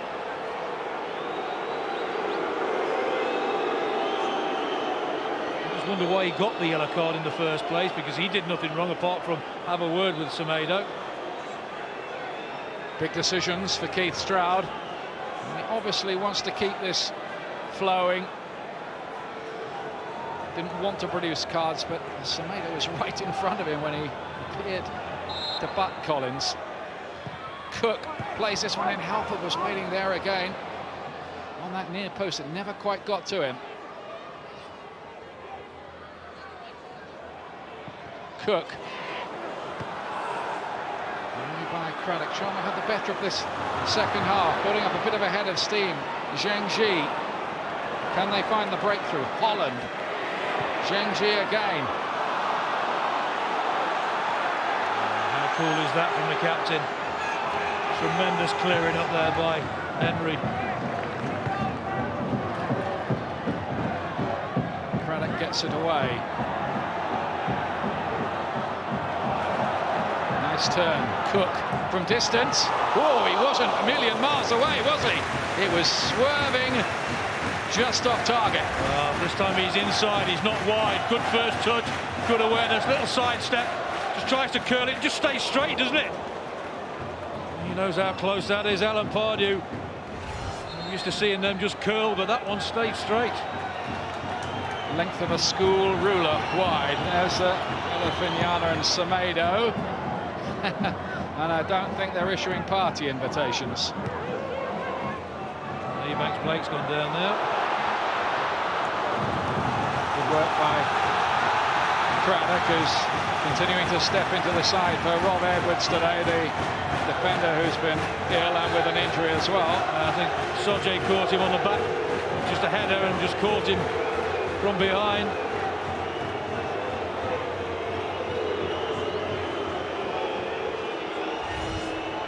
See, there it comes into the back of him, and he didn't go down as well. Both concentrating on the ball. There, heads him straight in the back of the head.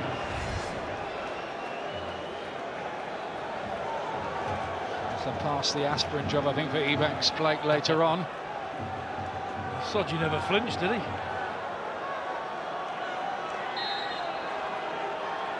Charlton get the win they so badly need to propel themselves back seriously into the promotion argument. Not with corners like that, it was too near the goalkeeper.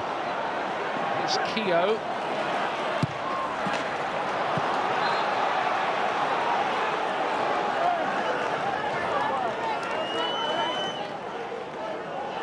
Coming up tomorrow on Sky Sports, the Johnson's Paint Trophy final from Wembley, Grimsby against the MK Dons from 12:30 Sky Sports 1 and HD1, and then the Merseyside derby, Liverpool against Everton, a little local argument and much more from 3:30 same channels.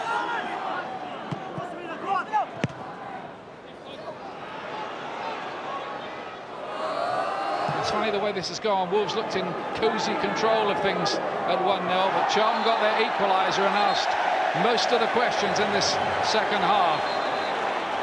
At the moment, Wolves would take the point, wouldn't they? It looks like it at the moment. Charlton have responded superbly to Alan Pardew's team talk at half-time. Craddock yellow carded.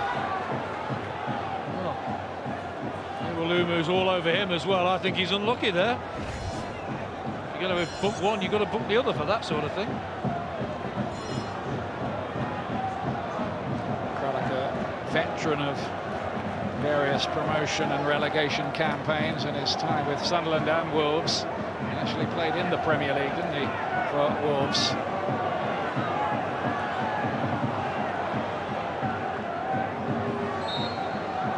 Matt Holland. His sandwich out for that one, to no avail. Well, again, Hennessy commanding his back four, know that he's coming for it.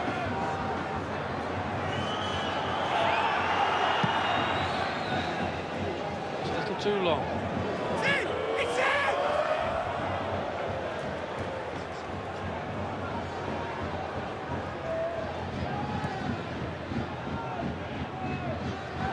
Collins wins the header.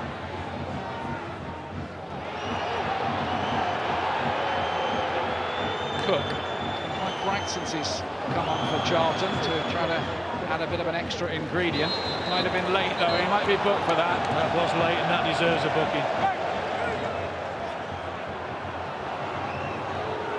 So you went for the ball, well, you didn't get it, and it was late there. Lunge, certain yellow, poor challenge. Here we see it coming in, bad challenge. And get your gloves off, please. Is he playing in gloves for us? We're in March. Well, I'm cold. I could do with gloves as well. I'm with him, I think, today. But you see some players wearing them in August, don't you, Dan? Yeah, but you're stood still on the gantry. He's not. He's running around. Freddie Eastwood replacing Matt Jarvis here. Eastwood, who hasn't had a start since Boxing Day, has had an injury in that time. I think that tells you a story about how Charlton have dealt with Jarvis in the second half. Apart from that first run in the first minute of the second half, he's not really had an influence on the game. Changed both their wide men in the second half. Gray and Jarvis both off. There's been much of a look in the second half for Ebanks-Blake so far, but he might be able to create something here. Oh my goodness me! You have just seen one of the goals of the season in the Championship from Sylvain Ebanks-Blake. How did he do that? Quite magnificent. You can use any superlative you like for this. He looks second favourite here. It's in the channel. You think, well, they'll just close him down here.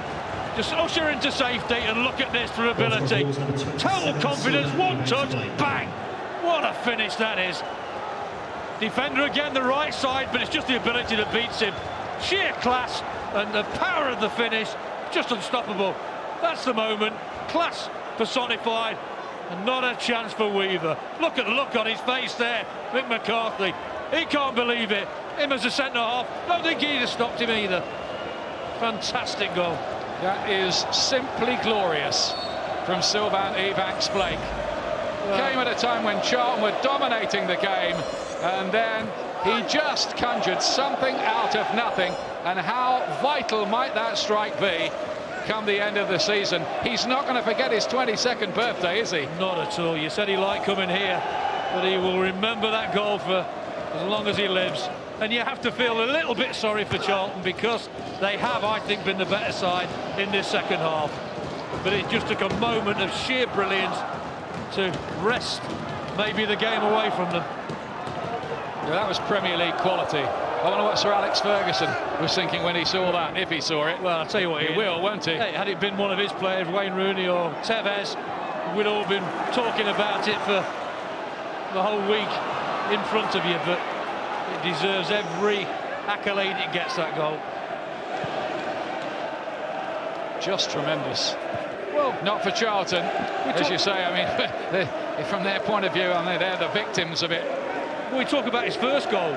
Peter Beagrey at half-time, we said the defender was the right side. He wasn't in a bad position. Again, the defender was the right side of him. It was just the sheer class of the moment that beat the defender. Off comes Semedo to replace by Luke Varney, one of the many players who've come through the famous Crew Academy of Dario Gradi.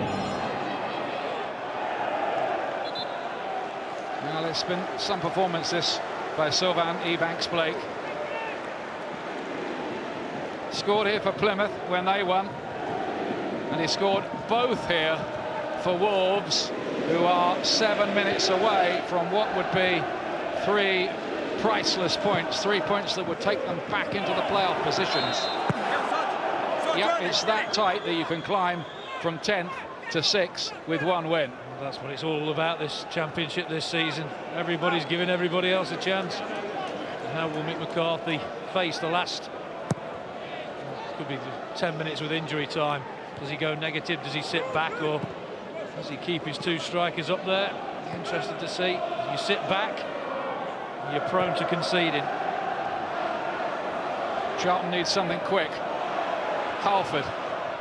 From their point of view, they've not played badly at all, especially in this second half, but it's the way their season's been going. But this fellow, is this the goal of the season in the championship? Well, look at the defender. He's close, he's tight. You think, well, where can he go? That's where he can go. With sheer class, he has a look up there and thinks, right, steady myself, smash it. He's that close to the keeper. It's difficult for a keeper to save that. The sheer pace and ferocity of that strike, absolutely brilliant. And that at the end, where all the Wolves fans are gathered, the 1,500 of them or so who've made the journey down from the Midlands on this unpleasant day. But I tell you what, they'll go home feeling very, very warm and happy indeed if that wins it for Wolves. I would have smiled if I'd have scored a goal like that, though, to be fair. Varney, oh, it's not a bad effort. And Hennessy at the second attempt clings on. Don't forget his saves as well from Wolves' point of view. Yeah, I'm just about to say exactly the same. Varney does well, wriggles away, hits the target, dips in front of him there, does well to hang on to it. And I'm sure Mick McCarthy will have a big pat on the back for his goalkeeper if they do win this. Eastwood was offside there. The referee saying, why didn't you play on? No advantage was played on. Eastwood might have been offside anyway.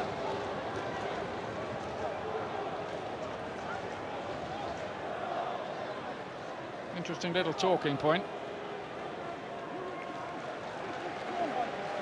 Well, Sylvain Ebanks-Blake is being taken up, and that can only be to protect him for the rest of the run-in.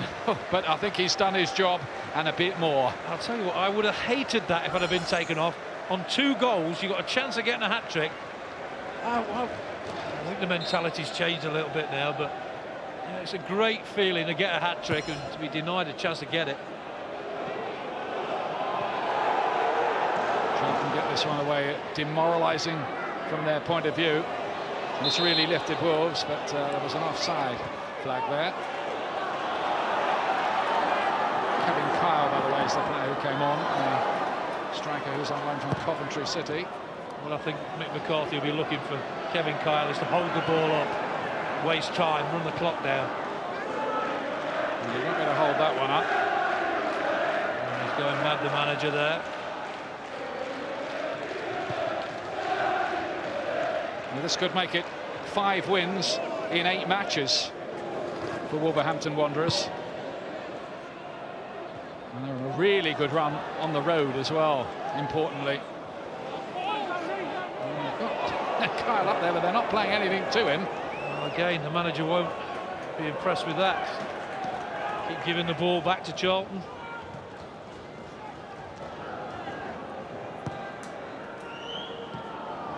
Here's Zhengzhi, that's really quieting down the crowd here, but they're wondering whether Charlton can bite back.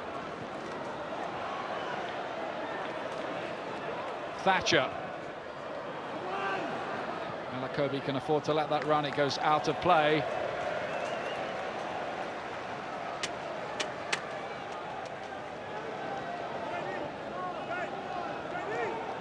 And it's just not happening lately for Charlton Athletic, who are in danger of falling out of the race. I mean, losing this one doesn't end their hopes, but it certainly is a big blow. It is a big blow, and it doesn't end the hopes. And you've seen enough in the second half to think they've still got a part to play in the playoff situation.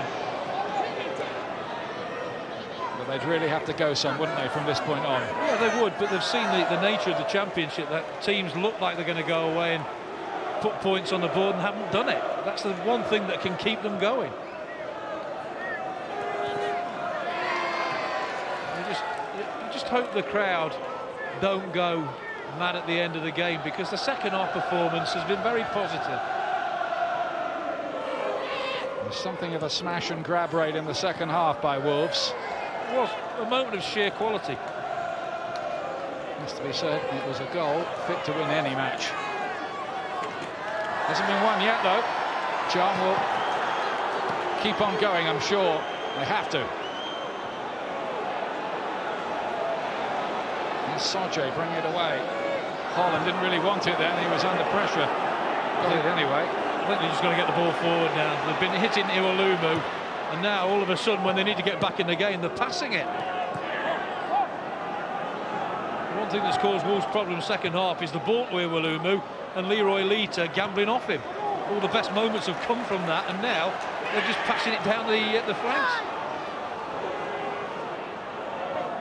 Zhengzhi. Soje.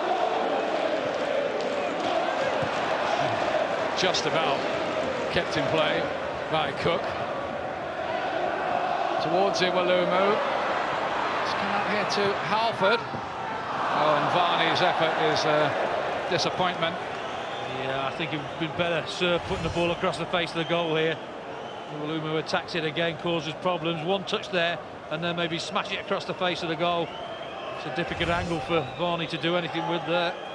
This is a problem for Charlton. Iwalumu, 1 goal in 20 games. Gray, who's on the bench, none in 20. That's for Burnley as well. Varney, none in the last 8. Holland's got none in 22, and Zhengzhi, none in 14. So you can see they are a bit short of goals. Hold it! Yeah, and that's the thing that gets you to the top of leagues. Freddie Eastwood here for Wolves. Did get to the playoffs last year, beaten by West Bromwich Albion, you might remember, in the semi-finals. Only 4 minutes of added time. Time enough for Charlton. The fourth officials indicated that there will be a minimum of 4 minutes additional time to be played. Gibson cut it up and did well. Keogh. Gibson's made a run round his outside and wants the ball, and is going to get it here as well. Played in towards Olo Peñana. It's well defended by Soje. It's not clear yet, really, though. Now it is with Halford. Can they develop this quickly? Varney. Now Zhengzhi.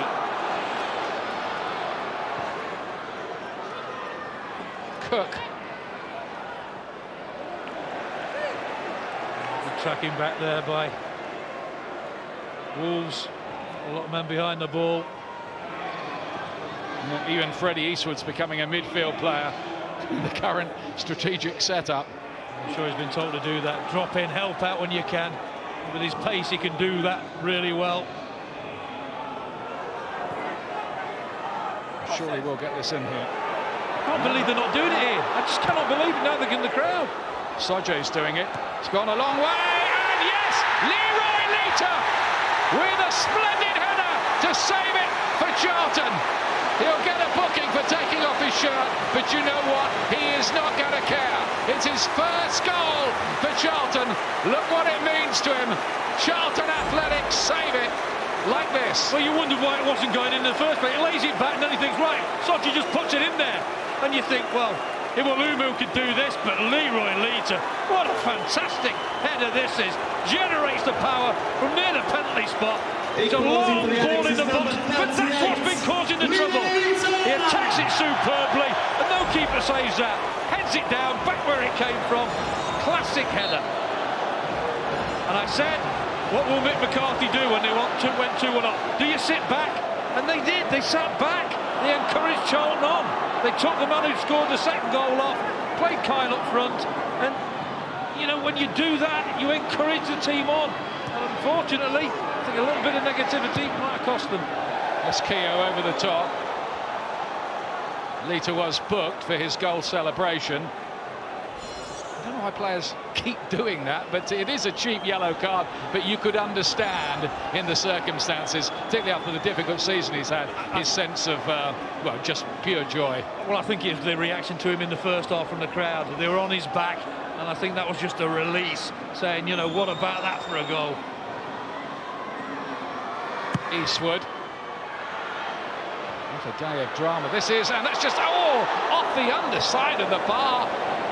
The header from Kyle nearly gave Wolves the win. Gee, my goodness me, how did that stay out? I thought this was sneaked in the far post. It's a looping header, so difficult to deal with, and you think it's hit the bar and come down, you think it's just bounced off a defender and in, and luckily for Charlton, went wide.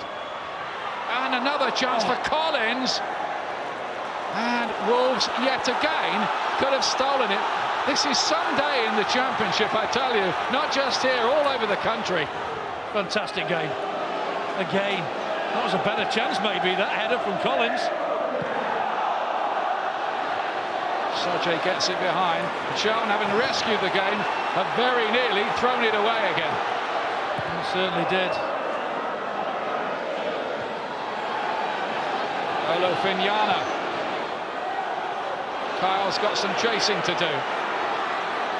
Henry's arriving in the middle. Can he do it this time? Yes, he can. He's won it for Wolves, surely. This time, the skipper, Carl Henry, in what is an incredible finish here at the Valley. Well, speechless, really. Absolutely unbelievable. Terrific break here. Kyle does well. He stays onside, just onside. He's put him wide here, but look at the run from Henry. He absolutely breaks his neck to get there. He's full stretch. It seemed wide of him. Kyle looks up, sees the run, gets his leg round it, and that's a quality finish again. Kept his concentration, hits the target, and it's again a tremendous finish. And you've got to give Wolves credit. Could have felt sorry for themselves, but the run from the captain just spoke volumes there. And he must be devastated. It's an absolute heartbreaker for Charlton. But Carl Henry, a boyhood Wolves fan, the captain of the club, had the fitness and conditioning to do all that running this late in the game to get on the end of that and surely win it. There was hardly time to kick off again. Wolves, 4 away wins in their last 5, move into the playoff positions in the most dramatic of games here at the Valley. Charlton can't believe it. They thought they'd rescued a point with Leroy Lita's first goal for the club, but Charlton are foiled again. And Wolves, no wonder they're celebrating. They're on their way to play the leaders Bristol City away from home next. And if that's a game anything like this one, it is going to be a very, very special one. Carl Henry has won it for Wolves deep, deep, deep into stoppage time. Incredible stuff, really. And everybody trying to get their breath back here. Greg Halford, has that ended Charlton's effective challenge? Can they come back from that with only 5 to play in this ever-twisting plot in the Championship promotion race? Wow, what a game. Charlton Athletic 2, Wolverhampton Wanderers 3. And those celebrations continuing on the pitch. You can see what it means to Carl Henry, the Wolves man. Terry Connor there, his coach. And every Wolves player will feel they've played their part in what is surely the most dramatic game we've seen in the Championship so far this season. The Wolves fans going home, they thought they'd lost 2 points. They've gained 3, which takes them back into the playoff places, up to 6th place. Is it all over for Charlton? Just 5 games to go, and they are 4 adrift.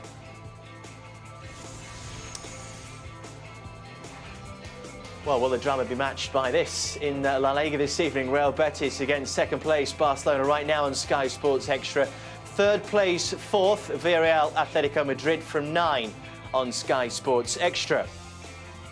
It's the Johnson Paints Trophy Final from Wembley tomorrow. Grimsby MK Dons, 12:30 Sky Sports 1 and HD1, and the Merseyside Derby, and perhaps more importantly, the battle for 4th place. It's Liverpool-Everton, 3:30 Sky Sports 1 and HD1. Peter Beagrie and myself will get our breath back and try and work out what happened in that last 13 minutes of the game as Ebanks-Blake scored surely one of the goals of the season. Lita got his first for August, since August, and then Henry with the final seconds winner. Wolves have given their playoff hopes a real boost here. One of the goals of the season from Sylvain Ebanks-Blake, that was his 2nd. Lita got Charlton back in it right at the death before Carl Henry's winner. Let's hear from both. There with our reporter, Andy Burton. Carl, can you believe you've won that game? No, you know, the way it happened at the end there was, you know, I couldn't believe it. I think once they got back to 2-2, you'd had draw written all over it. So for us to go on and win a game, yeah, we're absolutely delighted. Sylvain, 7 in 7 for you. Did you think you'd have this sort of impact at this football club since you came here? Yeah, I was confident. I was in good scoring form at Plymouth. I come here and I've carried it on. And it's been good because the boys have helped me settle in nice and quick. And I'm delighted, just delighted with the win. It's a long time coming and we deserved it. Where does that 2nd goal rank in all of the goals you've scored in your career? Oh, it's a good goal. It's up there and delighted with it. But just delighted with the win. We persevered right to the final whistle and we got our rewards. Carl, you've got your destiny in your own hands with the teams that you face now in the run-in. Is there belief here that you can make it to the playoffs and go up? 100%. You know, we've always believed all season. Results haven't always gone, you know, our way, but we're plugging along. We're going to keep going, take each game as it comes, and you know, like you say, it's in our own hands now. Well, Sylvain is the Powerade man of the match. Would you do the honours for us? Well done. Cheers, Congratulations, different class, mate. Carl Henry, the Wolves captain, a Wolves boy as well, cannot stop smiling. They've won here, up to 6th place tonight. Peter Beagrie, that Sylvain Ebanks-Blake goal to make it 2-1. Have you seen a better goal than that this season? No, that was all about individual ability and nothing on creating something out of nothing. Absolutely fantastic goal. And again, Paddy McCarthy's got goal side. I think he's done everything right. He's guarding his goal, and then it's a little bit of individual ability, a little nutmeg there, and then the keeper can't react, Nicky Weaver, because pure pace has beat him at the far post. But you can't relax when this guy's on the football pitch. You don't have to create chances for him. This is what he can do. Something out of nothing, and to pay only 1.5 million for him, it's a terrific signing. We all knew that he had this kind of ability when he was a youngster. Would he fulfil it? And he's doing that now. He hit the post in the first half as well, and Carl Henry didn't get on the end of that one, but he was still going right in the 94th minute. Oh, it's incredible. And he sees his fellow midfield player playing the ball out wide. Kevin Carl, who's the centre forward in the left wing position, plays it across. And that's 60 yards of sheer determination at the end of a game that he stretched every sinew. Must have been absolutely shattered. But, you know, they're on form at the moment. They're on top form at the moment, let's say. And, you know, I fully envisage them to cement the place in the playoffs. Tremendous performance. 4 wins out of 5 away from home. They've done the double over Charlton for the first time in 15 years. Here's Mick McCarthy with Andy Burton. Mick, just how significant a victory will that be for you, do you think?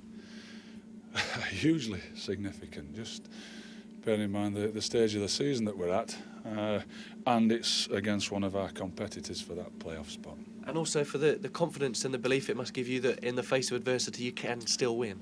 Yeah, well, we have been playing well, and we've been eking out results away from home, that's for sure. And that's another away win, and it was tough because we've had to scrap for it, but I thought we deserved the win.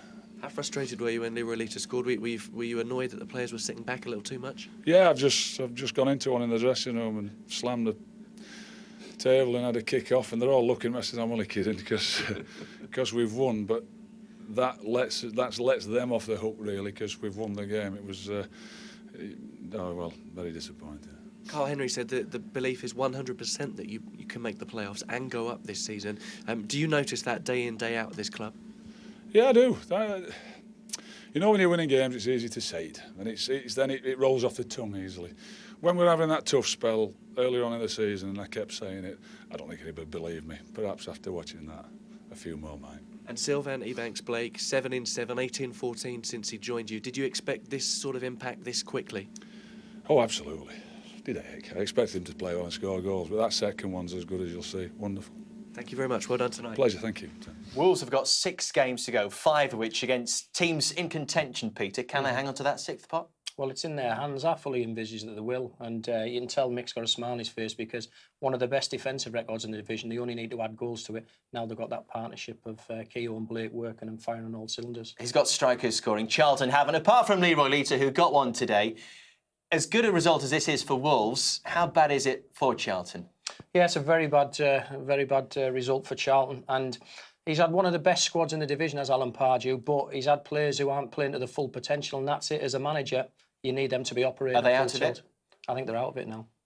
Peter, thank you very much. And there's more football this evening on Sky Sports. Real Betis Barcelona right now on Sky Sports Extra. Villarreal against Atletico Madrid from 9 on Sky Sports Extra.